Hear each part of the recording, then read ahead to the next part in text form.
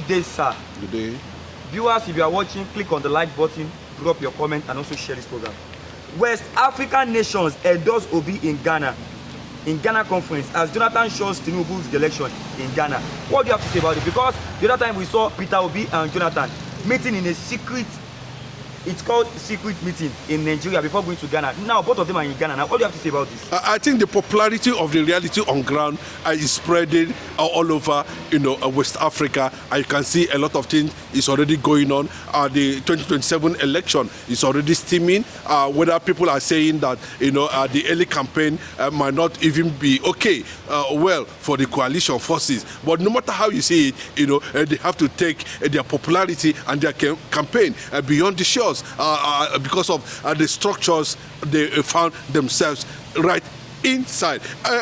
We can see that massive rejection of Bola Ahmed Tinubu re-election has taken another dimension. They have taken the battle to Ghana now, South Africa, and in that conference you can see Obi was there. You can see Jonathan was also in that conference. And what does that signal? It tells you there is a total rejection among West African nations. And not only that, you can see that most of these West African nations does not align with the Tinubu's Macron agenda.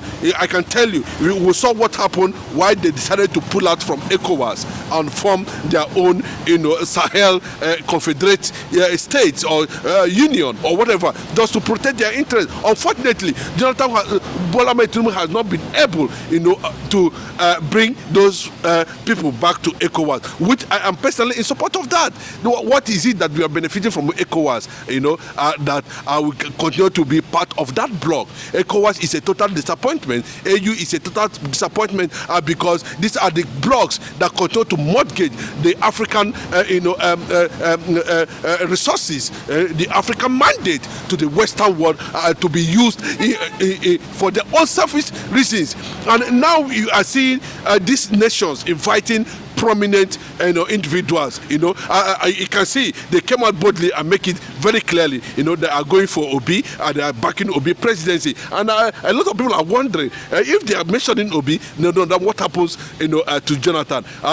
He was also in Southwest a few days ago where he met with major stakeholders in Southwest, and he has been moving around signaling that he is going to be positioned for the next president come 2027 if Nigeria they did not break up, according to CIA report, that by 2026, if care is not taken, there will be balkanization of Nigeria. Nigeria will go their separate ways. If Nigeria still remain in unity till then the West African leaders, nations themselves, who gathered in that conference in Ghana, has made it very clearly that they are going to actually, back P2B presidency, 2027. That's a huge one for P2B. That's a huge one for the obedient. That's also a huge one, for the coalition forces, and also a signal that now it has become very clear that people are already, choosing direction, even outside the shores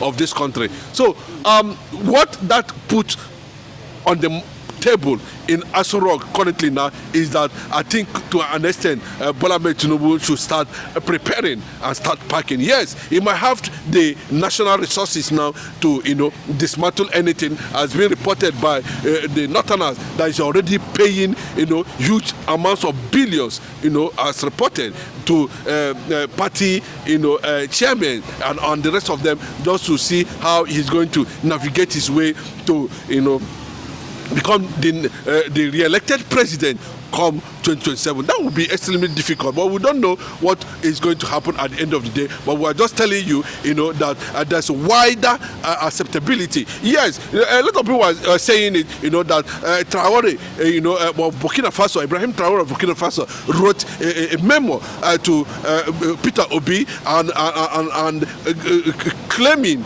or taking a decision that he is the one, they are looking for, to put a kind of a transformation that will bring, Africa to, global limelight, in terms of, Africa being independent, and to kind of show a kind of policy where a situation where, Africa will begin to define and find their route, without Western interference, just like what we are seeing in Burkina Faso today. So I don't know how Bola Ahmed Tinubu is going to survive 2027 with the organic support we are seeing in this. And from what happened in that Ghana conference where Jonathan was also present, it looks like Jonathan is going to support Obi 2027.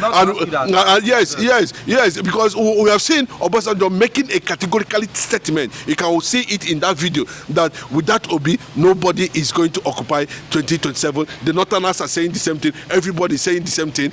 Obi is just the next phase of 2027 presidential election, and Bola Ahmed Tinubu might have seen that angle, and that is why he is bent on attacking anything that has to come from that region, including how he is manipulating the health of Mazi Nnamdi Kanu. Yes, that is the fact, and that's what it looks like. A lot of people might not know what is actually playing out behind the scene, but it looks like Nigerians are hoping and comfortable that if all things go well, then we are in for another transformation and leadership in Obi come 2027.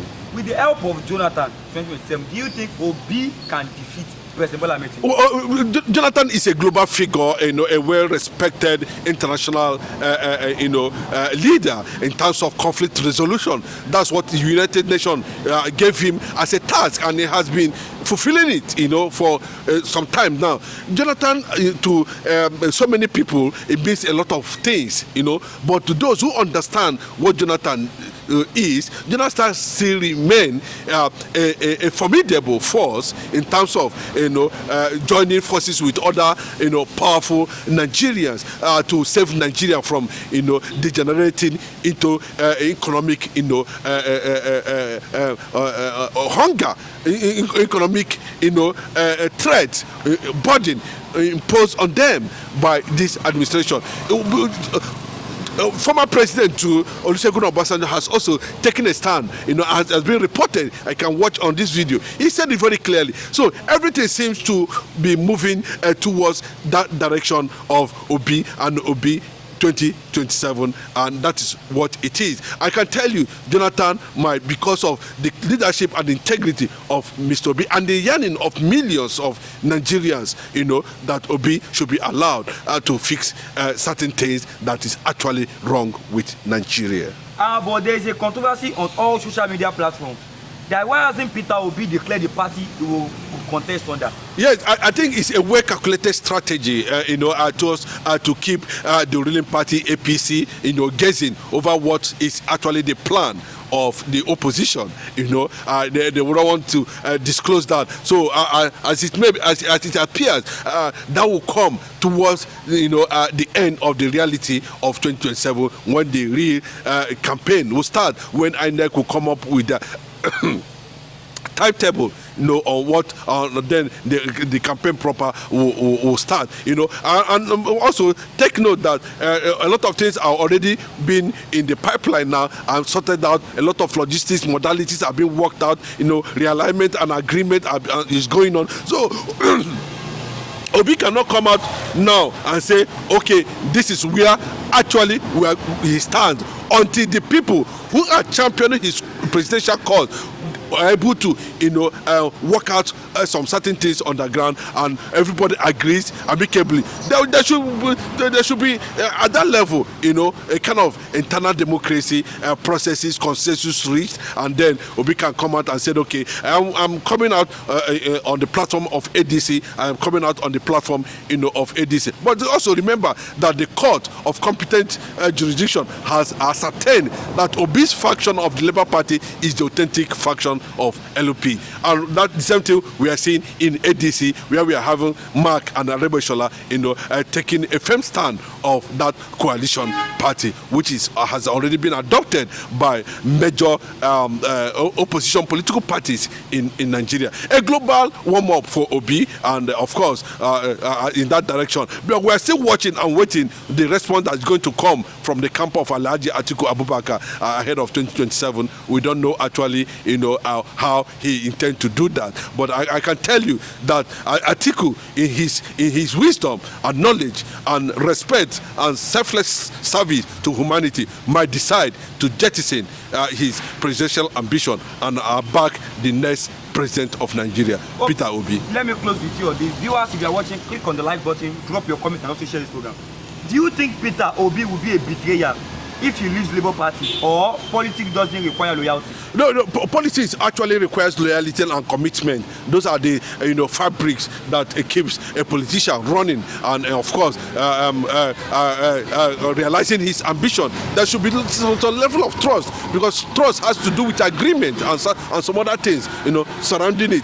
But it will not be a betrayal, because Obi is still in charge. So if Obi is going to run or going to leave Labour Party, it has to be with the consensus and the consent of the Labour Party leaders. That's what it is, before he moves. If he's going to do the same thing, he's going to do the same thing under ADC.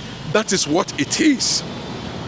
And I can tell you that is not betrayal, but Obi, in pursuit of his ambition, handed over to him. It's not Obi that is running. Nigerians themselves, the obedient movement, the youth of this country, who are yearning for a good governance, are the one pushing Obi to wherever he's going to go and contest 2027 election. Viewers, if you are still watching, click on the like button. If you have not done so, drop your comment and also share this program. God bless you and have a nice day. Thank you.